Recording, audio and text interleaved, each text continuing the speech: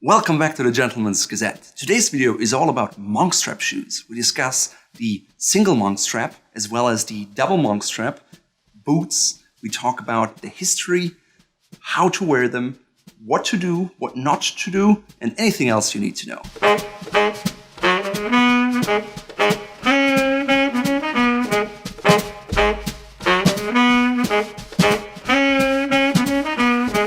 First, let's start with the history. Supposedly in the 15th century, a monk in the Alps modified a pair of sandals, which is why the monk got its name. Unfortunately, it's hard to find records from the time, and the kind of earliest evidence we have as a brand came in 1901. That being said, if you want to learn more about the monk strap shoe history, please check out our detailed guide here. Traditionally, the monk strap shoe had a single buckle, and that's what a shoe looked like for years. Over time, men wanted to create a different style, so they added a second buckle. Sometimes you can even see shoes with 3 buckles or even more, although that's quite fashionable. In my experience, everything that has more than 2 buckles is very trendy. If you want to stay with a classic look, go with a single or a double monk. No matter if you have a single monk or a double monk, the construction is very similar. You have a upper VAMP as well as a buckle strap and then the heel. That's it. In this case, this shoe has some broguing, a wingtip, but that's entirely optional. The same is true for the double monk shoe.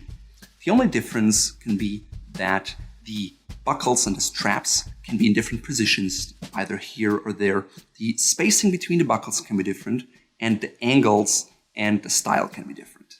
Personally, I think a spacing of about 2 inches is ideal, because if it's too narrow, it looks odd. And if the buckles are too parallel, it looks unadvantageous too. You simply get a more dynamic look with straps that are not aligned or parallel.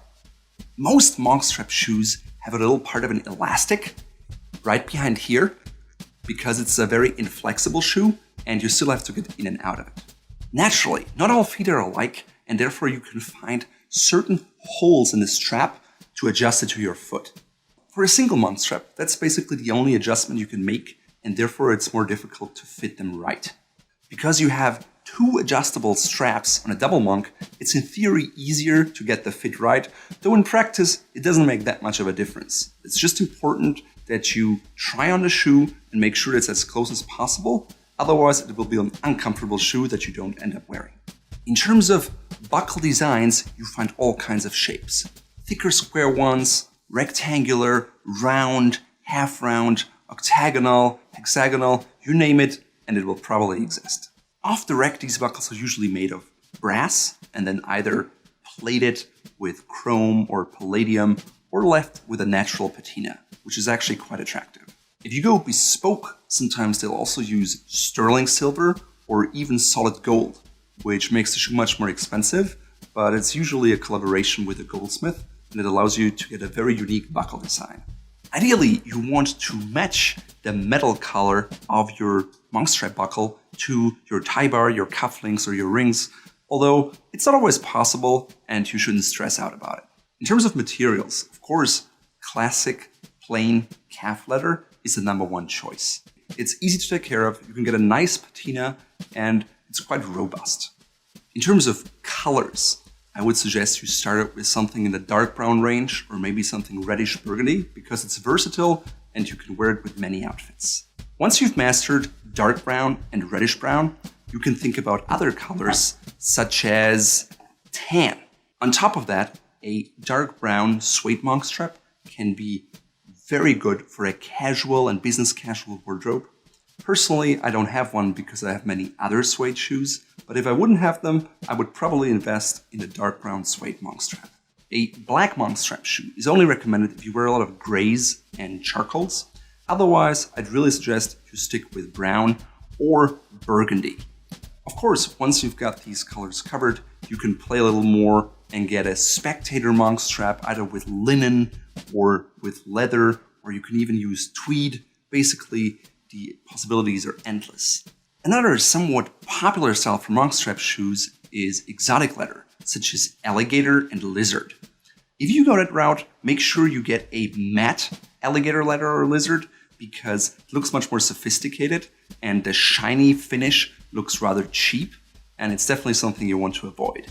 Apart from the classic monk strap design with a single buckle, there's a style that evolved in the last couple of years where the strap points towards the heel. For the lack of a better word, I call it the cutaway monk strap. It's an entirely different look once you wear it, and I think it works better with slightly shorter pants, so you end up seeing the buckle, and it's basically a matter of personal choice. Of course, in the shoe world, you always want to be classic yet different, and so someone had the idea to do a double cutaway monk strap, and it can look quite elegant, although it's a shoe that you can buy once you have all the basics covered. Apart from shoes, you can also invest in monk strap boots, which can actually look quite elegant, especially with one buckle. Because it's a boot, the strap sits slightly higher, but you can also add a second or sometimes a third strap, and unlike with a shoe, it looks quite good. At the end of the day, I would suggest you buy those boots only if you already have a Chelsea boot, a Jodhpur boot, and maybe a Balmoral boot, because it's slightly more advanced. So, how do you wear a monk strap shoe? Basically, it's a slightly less formal shoe than an Oxford or a Derby, and that makes it very versatile in today's day and age. It pairs well with casual outfits, business casual outfits, blazers, sport coats, and especially combinations. I also like to wear it with tweed, and apart from that, it always gives you a unique look because there are way more Oxfords and lace-up shoes out there than there are monk straps. You should always stay clear from monk strap shoes for very formal events, when you wear a three-piece suit, black tie or white tie outfits, funerals, or a stroller suit. It's simply not suited for that type of garment. Even more so than with regular shoes, it's extremely important to use a shoehorn to put on monk straps. Why? A monk strap is cut higher on the foot and there's no real opening, unlike with a lace-up shoe. And so ideally, you should unbuckle your monk strap, get in with a shoehorn, and close it. So with a double monk strap shoe, that can be quite time consuming. So if you're in a hurry, use a shoehorn and pull so you get into the shoe easily without damaging it. So let's recap. If it's your first monk strap shoe, go with something in dark brown, burgundy, or chestnut brown. Stay clear of black unless you wear a lot of gray and charcoal suits.